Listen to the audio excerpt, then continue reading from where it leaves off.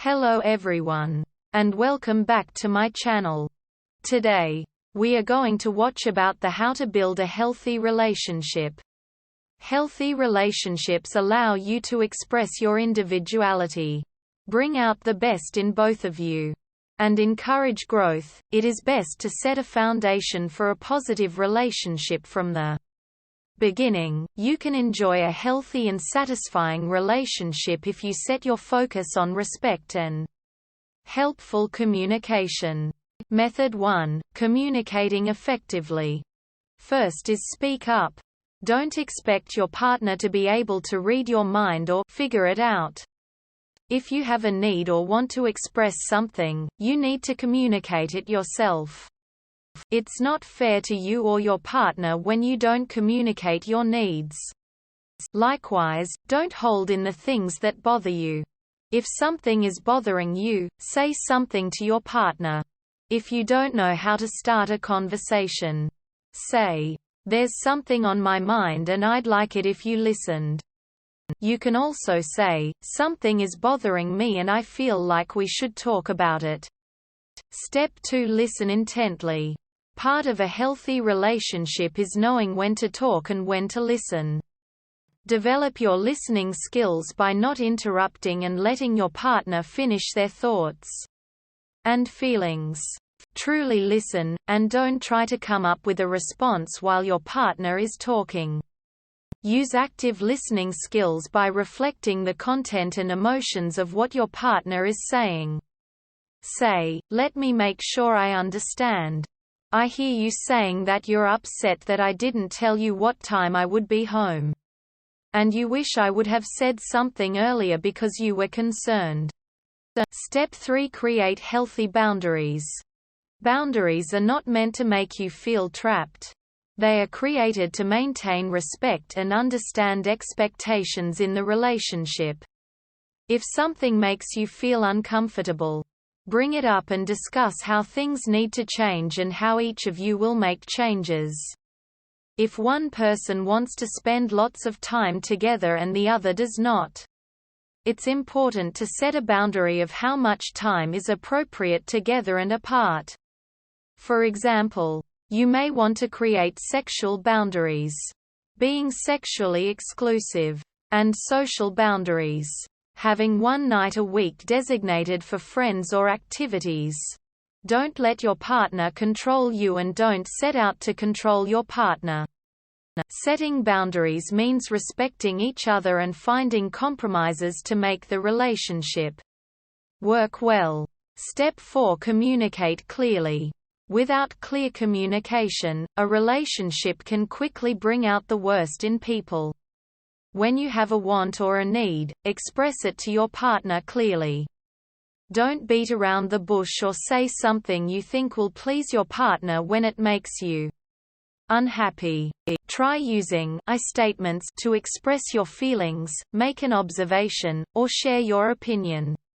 I statements allow you to express yourself clearly and directly and take responsibility for your own thoughts and feelings while avoiding blame and accusations toward others. To properly communicate, say, "I think, feel, want, when, because."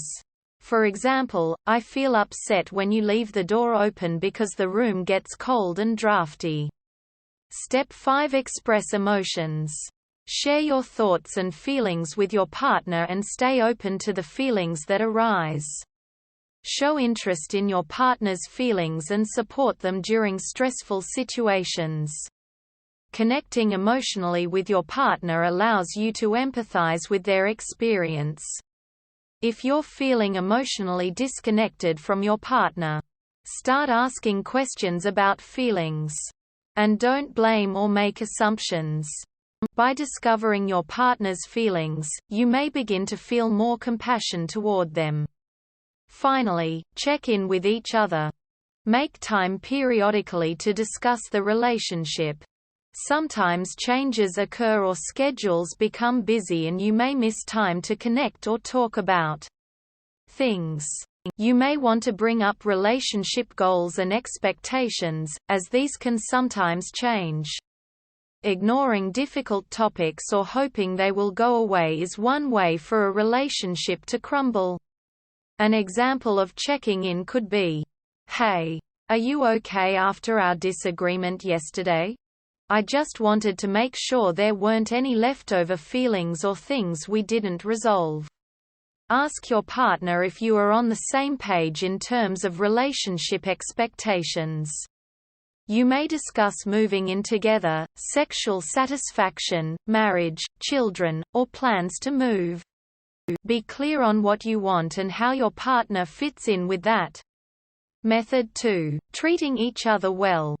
First is create a foundation of respect. Relationships can be fun and exciting early on. Yet it's important to make sure that you and your partner are rooted in respect. Act in ways that demand respect from your partner. Strive to treat each other with respect at all times, even when you are mad at each other. Your partner's wishes, thoughts, and feelings have value. Communicate to your partner that you consider the way they feel. Mutual respect is an important part of making a healthy relationship work. Talk to your partner about creating respect in your relationship. Decide do's and don'ts, such as name-calling or sexual touch. You may wish to implement fair fighting rules.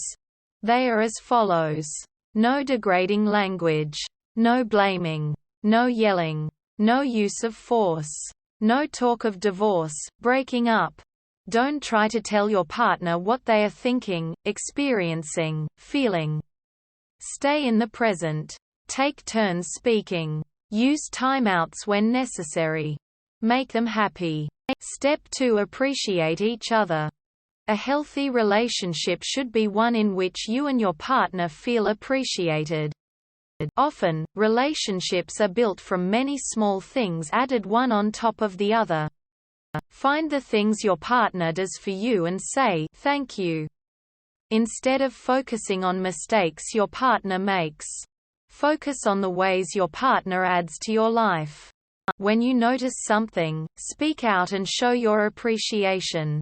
Ask your partner how they like to feel appreciated. Write a note or a card, or make an effort to say "thank you" often. Let your partner know how you like to be appreciated. Say, "It means a lot to me when you notice the things I do for you." Step 3. Spend quality time together. It's easy to transition from face-to-face time together to digital communication. Yet, sometimes meanings can get lost in translation or non-verbal communication becomes non-existent. Spending quality time together can help strengthen your relationship and increase the bond you and your partner feel together. Find activities that you can do together regularly. It can be as simple as enjoying a cup of coffee together each morning or reading together at night. Trying something new together can be a fun and exciting way to spend time together. You don't have to do anything crazy. Even going out to dinner at a new restaurant or trying a new cuisine can be a fun experience. Step 4. Give each other space.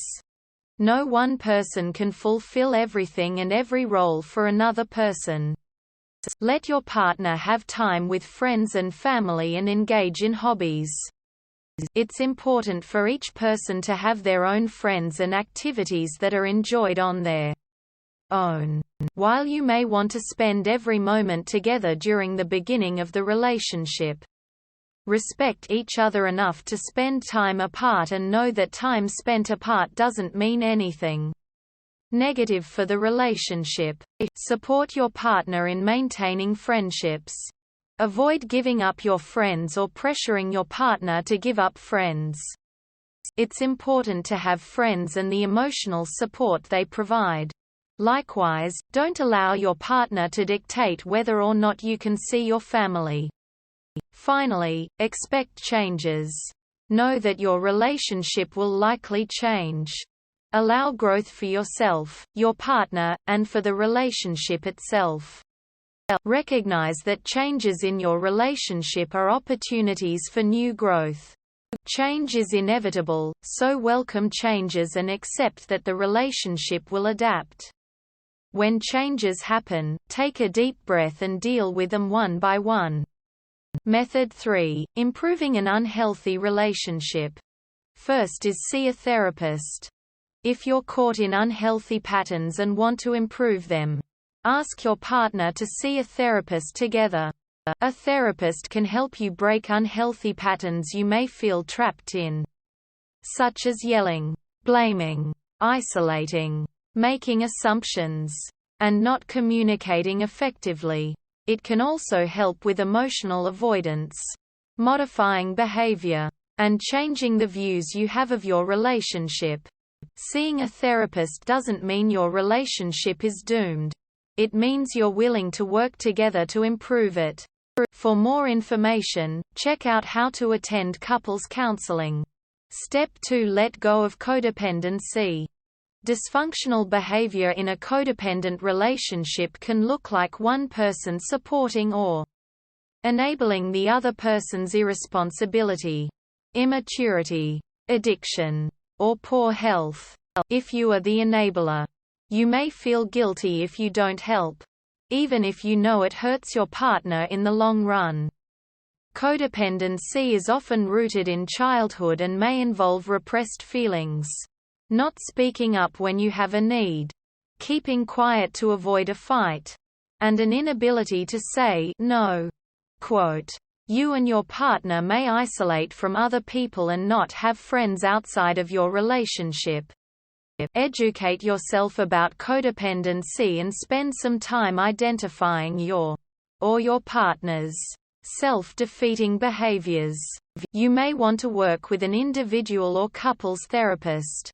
Check out how to tell if you are codependent to learn more." Step 3. Respect your partner's privacy. Being in a relationship doesn't mean you have to spend every moment together or share everything. Respect your partner's need for privacy and space. If jealousy comes up, remind yourself that jealousy is something you feel that may not be directly related to your partner's actions. Don't demand your partner's passwords to social media accounts or email. Respect your partner's privacy and be willing to trust your partner. It's not healthy for you or your partner to constantly monitor each other's behaviors. This can be rooted in jealousy or control, which are not healthy components to bring into a relationship. Finally, note warning signs of abuse. Relationships should be built on respect and equality, not power and control. While you may not think much of some behaviors at first, disrespectful behaviors set a tone in a relationship. If your partner is possessive, insulting, yelling, humiliating, or disrespectful in any way, take note. There is no excuse for abuse. Abuse is a choice that an individual makes and you do not have to be the victim. For more information, check out how to recognize a potentially abusive relationship. We hope it is useful to you. Please subscribe to our channel.